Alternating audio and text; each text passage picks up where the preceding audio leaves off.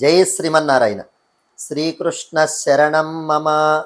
ప్రియ భగవద్బంధువులారా, గీత నేర్చుకో రాత మార్చుకో కార్యక్రమానికి స్వాగతం. వేద వైభవాన్ని వేదమే కృష్ణ యజుర్వేద తైత్రీయ శాఖ బ్రాహ్మణ భాగంలో భరద్వాజ మహర్షి యొక్క కథ ద్వారా తెలియజేస్తుంది. భరద్వాజ మహర్షి చాలా గొప్ప మహర్షి. వారు వేదాధ్యయనం చేస్తూ ఉన్నారు, కానీ వేదం ఎంతకీ పూర్తవడం లేదు. తన ఆయుః ప్రమాణం మాత్రం పూర్తవుతూ ఉంది. అందుకని ఇంద్రుడి గురించి తపస్సును ఆచరించారు. ఇంద్రుడు ప్రత్యక్షమయ్యాడు, ఒక పురుష ఆయుష్ ఇచ్చాడు. దాంతో మళ్ళీ భరద్వాజ మహర్షి వేదాధ్యయనం చేస్తూ ఉన్నారు.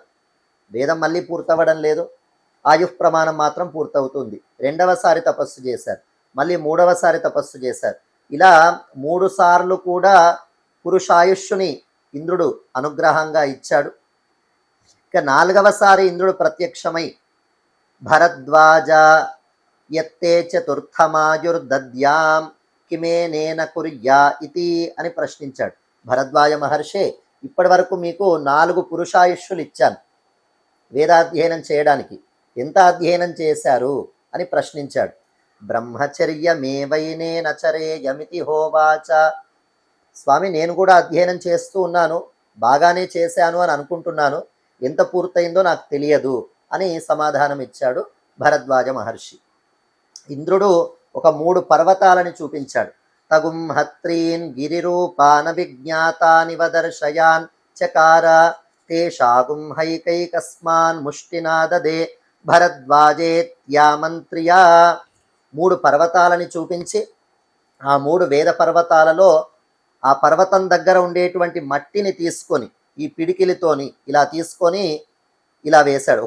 ఒక్కొక్క పర్వతం దగ్గర నుంచి కొంత మట్టిని తీసుకొని ఇలా భరద్వాజ మహర్షి ముందు వేసి, ఇప్పటి వరకు మీరు అధ్యయనం చేసినటువంటిది ఇంతనే, వేదావా ఏతే అనంతా వై వేదాః, అధ్యయనం చేయవలసింది ఆ 3 పర్వతములంతా ఉంది అని తెలియజేశాడు. అంటే చూడండి, భరద్వాజ మహర్షి వేలాది సంవత్సరాలు తపస్సును ఆచరిస్తూ ఆహారాన్ని మానేసి, నీటిని మానేసి, గాలి పీల్చుకోవడం కూడా మానేసి భగవద్ ధ్యానంలో నిమగ్నమయ్యేటువంటి అంత గొప్ప మహర్షికి కూడా అన్నిసార్లు అన్ని వేల సంవత్సరాలు తపస్సు చేసి వేదాధ్యయనం చేసినా కొంతనే పూర్తయిందట. అంటే వేదం ఎంత కష్టంగా ఉంటుందో, వేదం ఎంత అనంత విజ్ఞాన రాశియో మనం గమనించాం. మరి ఆ వేదంలో ఉన్నటువంటి రహస్యాలు మనం తెలుసుకోవాలి అని అంటే ఇలా సాధ్యమవుతుంది. మానవ మాతృలు ఎవరూ కూడా ఆ రహస్యాలని తెలియజేయలేరు. ఆ వేద రహస్యాలని చెప్పాలంటే వేదవేద్యుడైనటువంటి పరమపురుషుడైనటువంటి వేదము ఏ తత్వాన్నైతే ప్రతిపాదించిందో అటువంటి శ్రీమన్నారాయణుడు మాత్రమే వేదంలో దాగినటువంటి రహస్యాలని మనందరికీ సులువుగా తెలియజేయగలుగుతాడు. అందుకనే ఆ పరమాత్మనే ఏష నారాయణ శ్రీమాన్ క్షీరార్ణవ నికేతన నాగపర్యంకముత్సృజ్య హ్యాగతో మధురాం పురీం అని అంటారు. పాలకడలిలో పవలించినటువంటి ఆ శ్రీమన్నారాయణుడే మధురాపురిలోకి శ్రీకృష్ణ పరమాత్మగా వేంచేశాడు. మరి అటువంటి ఆ శ్రీకృష్ణ పరమాత్మ అనుగ్రహించినటువంటి గీతా శాస్త్రము భగవద్గీత, అది వేదంతో సమానం. వేదంలో దాగినటువంటి సమస్తమైన ధర్మాలని మర్మాలని తెలియజేస్తుంది. స్కాంద పురాణం ఒక అందమైనటువంటి శ్లోకాన్ని తెలియజేస్తుంది. ఇదం శాస్త్రం మయా ప్రోక్తం గుహ్య వేదార్థ దర్పణం యఃపఠేత్ ప్రయతో భూత్వా సగచ్చేత్ విష్ణు శాశ్వతం. సాక్షాత్తుగా పరమాత్మ తెలియజేస్తూ ఉన్నాడు. ఇదం శాస్త్రం, నా చేత చెప్పబడినటువంటి ఈ గీతాశాస్త్రం సామాన్యమైంది కాదు.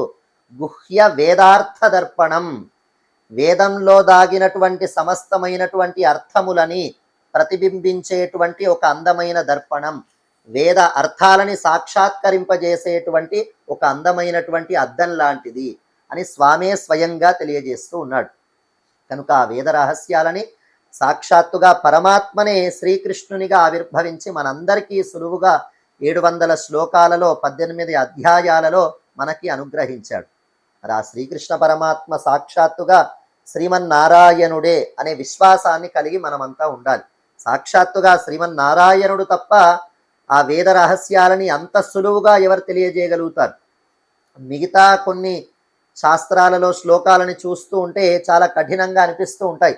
కానీ భగవద్గీతని ఎంత సులువుగా ఎవరైనా సరే ఒక్కసారి పెద్దల ద్వారా ఉపదేశాన్ని పొంది చూస్తూ ఉంటే సులువుగా చదవగలుగుతాం. అంటే ఆ పరమాత్మ మన మీద ఉండేటువంటి ప్రేమతోని ఎన్నో వేదాలలో ఉండేటువంటి రహస్యాలన్నీ కూడా అంత సులువుగా అనుగ్రహించాడు.